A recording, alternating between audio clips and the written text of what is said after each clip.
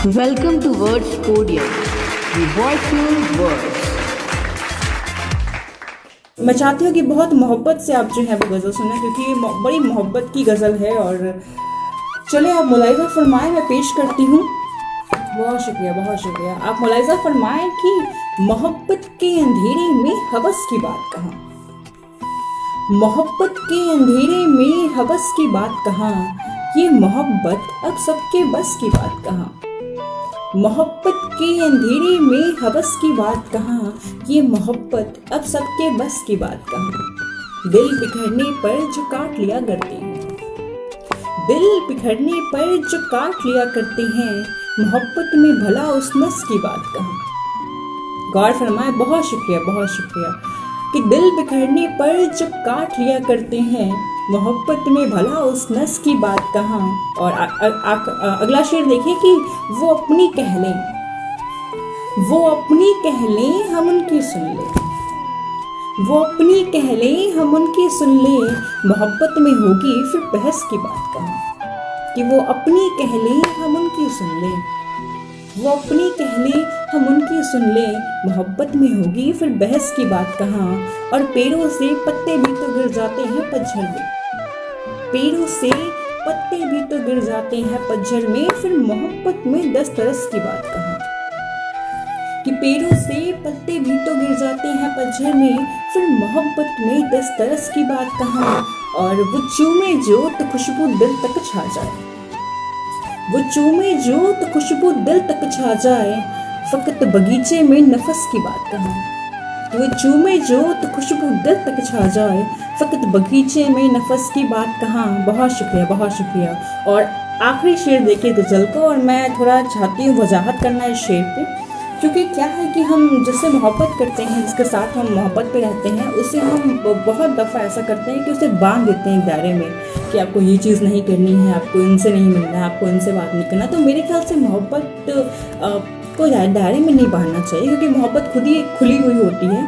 तो उसी पे ये शेर है कि तुम मोहब्बत को खुला अंबर रहने दो, तुम मोहब्बत को खुला अंबर रहने दो, मोहब्बत में हीर कफस की बात कहाँ।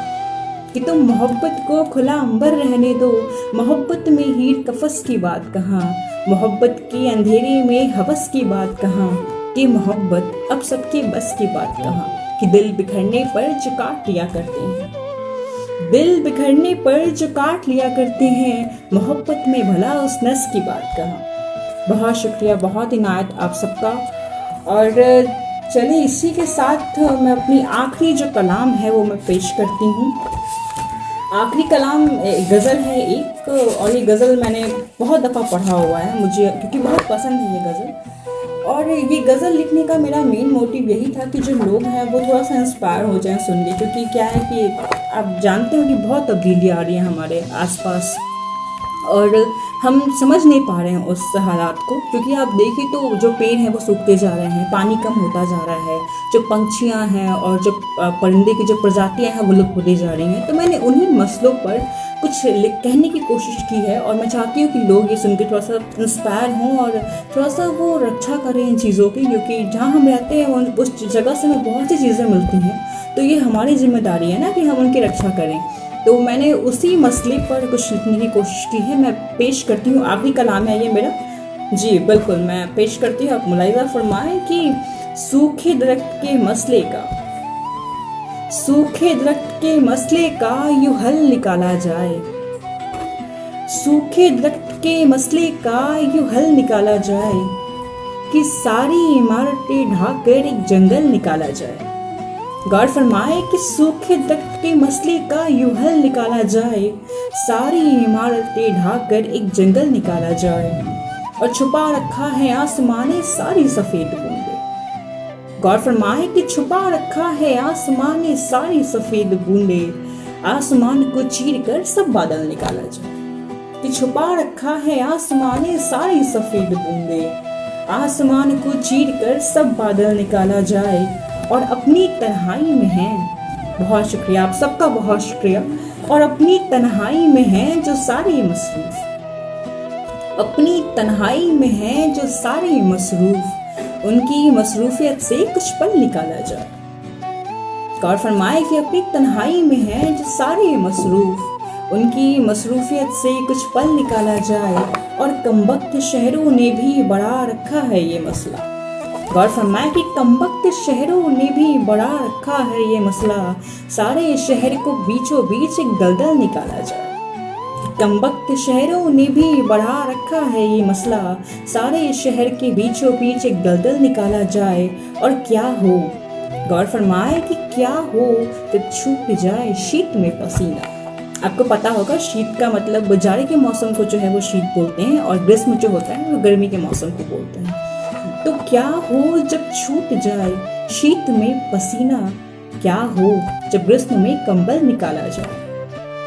क्या हो जब छूट जाए शीत में पसीना, क्या हो जब ग्रीष्म में कंबल निकाला जाए, और हश्र क्या किया तुमने हाय दिमाग वालों, हश्र क्या किया तुमने हाय दिमाग वालों, वक्त है हर घर से अब पागल निकाला जाए।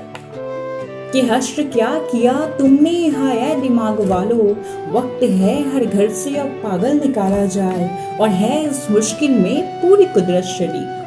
बहुत शुक्रिया सबका, बहुत इनायत, बहुत शुक्रिया। और है इस मुश्किल में पूरी कुदरत शरीक, सो इसका हल भी कुदरत के बल निकाला जाए। कि शेर था कि है इस मुश्किल में पूरी कुदरत शरीक, सो इसका हल भी कुदरत के बल निकाला जाए। और आखिरी शेर मैं चाहती हूँ कि आप बहुत तवज्जो दें, क्योंकि ये शेर जो है बहुत ही गहरा शेर है, और ये शेर मुझे बहुत पसंद है। आप गौर फरमाएं इस शेर पे कि फिर भी हंसकर कह रहे हैं, कि फिर भी हंसकर कह रहे हैं सारे फूलों सजर, कि फिर भी हंसकर कह रहे हैं सारे फूलों सजर, कि उनके बदन से शहद और फल निकाला जाए। कि फिर भी हंसकर कह रहे हैं सारे फूलों सजर, कि उनके बदन से शहद और फल निकाला जाए।